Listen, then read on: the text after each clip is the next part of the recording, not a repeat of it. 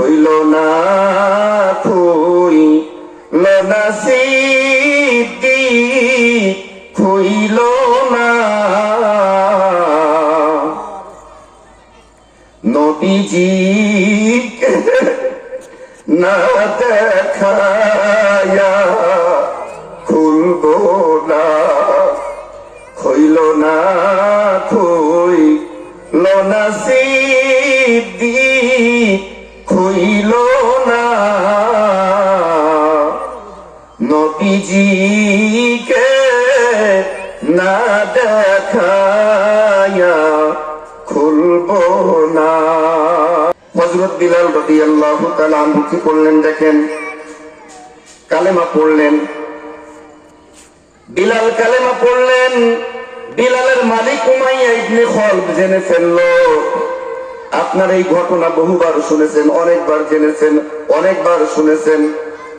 বিলাল রাদিয়াল্লাহু তাআলা আনহুকে জমিনের উপরে শোয়াই দিলেন। প্রখর রৌদ্র, অনেক রৌদ্র। বুকের উপরে ভারী পাথর চাপা দিলেন,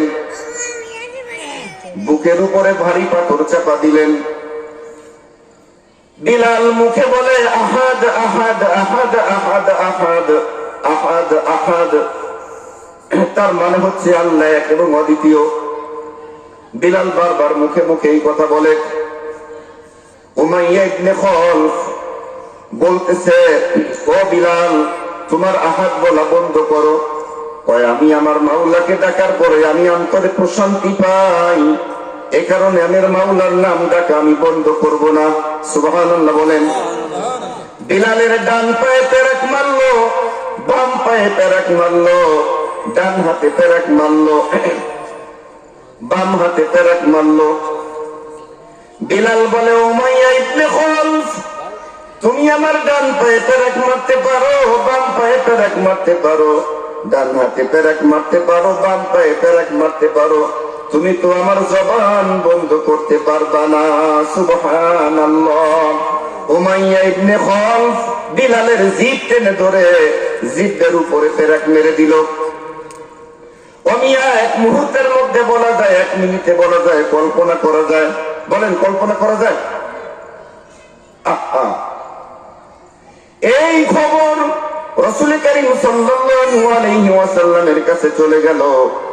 রাসূল সাল্লাল্লাহু আলাইহি ওয়াসাল্লাম সাহাবাদেরকে নিয়ে এইভাবে বৈঠক করতেছেন, বয়ান করতেছেন। যখন এই সংবাদ গেল, রাসূল কারীম সাল্লাল্লাহু আলাইহি ওয়াসাল্লাম বলেন, এই মজলিসের মধ্যে এমন এক ব্যক্তি আছে যাকে আল্লাহ ভালোবাসে, রাসূলও মহব্বত করে। সুবহানাল্লাহ বলেন। লোকেও কানাকানি করে, এই লোকটা কে হতে পারে? রাসূল সাল্লাল্লাহু আলাইহি ওয়াসাল্লাম বলেন, এই ব্যক্তি হলো আবু বকর সিদ্দিক রাদিয়াল্লাহু তাআলা আনহু। এবার আল্লাহর রাসূল বলেন, আবু বকর, আমার বিলালকে ছাড়াই নিয়ে এসো, আমার বিলালকে তাড়াতাড়ি ছাড়াইয়ে নিয়ে এসো। আবু বকর সিদ্দিক রাদিয়াল্লাহু তাআলা আনহু বিলালের কাছে আসলেন। বিলালের মালিককে বললেন, বিলালকে কিনতে চাই। বলে, বিক্রি করা যাবে না।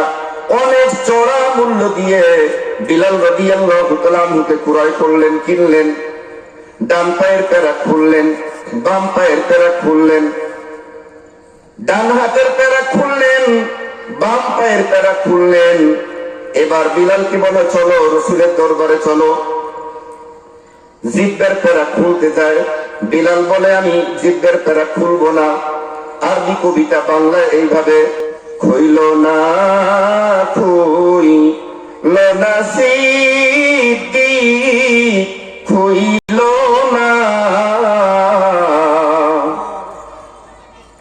নবীজিকে না দেখায়া খুলব না। খুইল না খুইল না সিদ্দিক খুইল না নবীজিকে না দেখায়া খুলব না। সুবহানাল্লাহ বলেন। আবু বকর সিদ্দিক বললেন, ও বিলাল, রাসূল কারীম সাল্লাল্লাহু আলাইহি ওয়াসাল্লামের মনটা বড় নরম, তিনি সহ্য করতে পারবেন না। এই অবস্থায় আল্লাহ রসুলের কাছে গেলেন। রসুল সাল্লাল্লাহু আলাইহি ওয়াসাল্লাম বিলালের অবস্থা দেখে কেঁদে ফেললেন, তাড়াতাড়ি করে খুললেন। বললেন, ও বিলাল, আগে কেন খোলো নাই?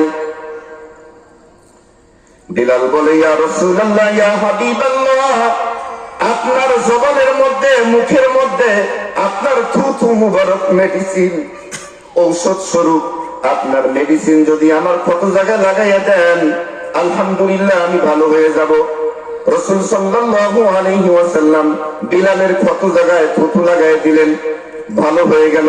সুবহানাল্লাহ বলেন, আগের মতো হয়ে গেল। সুবহানাল্লাহ।